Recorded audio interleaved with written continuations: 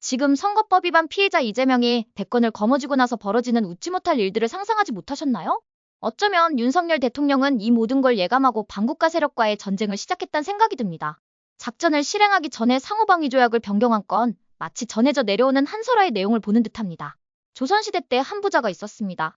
이제 죽을 때가 된 부자에겐 어린 아들이 있었지요. 그런데 집에서 부리던 머슴 중에 유별나게 잔머리가 좋고 욕심이 많은 자가 있었답니다. 아버지는 죽기 전에 모든 재산을 이 머슴에게 물려주는 파격적인 유언을 했습니다. 눈이 돌아간 머슴은 옳았구나 하곤 주인의 전 재산을 상속받았답니다. 그리고는 오히려 재산을 불리는 재주를 부렸지요. 그런데 주인은 아들에게 유일하게 이 머슴의 노비문서를 유산으로 물려줍니다.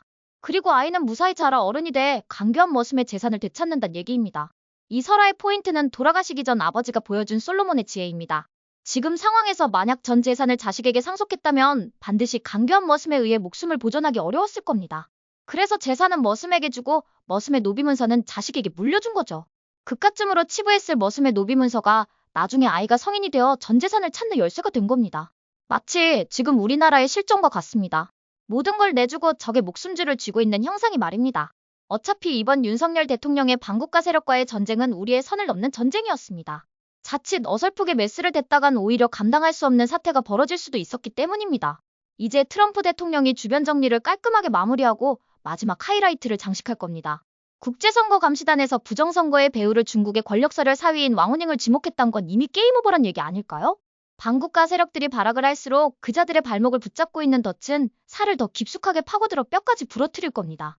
세상엔 세 가지 종류의 사람이 있습니다. 보지 않고 믿는 사람과 봐야 믿는 사람 그리고 보고도 못 믿는 사람 말입니다. 여러분은 어떤 유형에 속하시나요? 참 오래전부터 오늘 드린 말씀을 줄기차게 주장해왔습니다. 이제 제 이야기의 결말이 보이는 듯합니다. 전 윤석열 대통령의 탄핵으로 몸이 참 많이 망가졌습니다.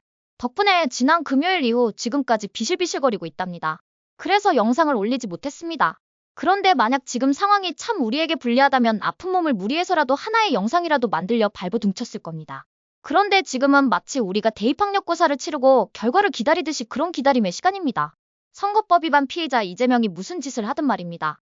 그건 덫에 걸린 짐승의 발악 정도로 치부할 수 있을 겁니다. 어떠세요? 시청자 여러분도 저와 생각이 같으신가요? 그럼 좋아요하고 구독 한번 꼭 부탁드릴게요. 시청해주셔서 고맙습니다. 전 리포터 혜리였습니다.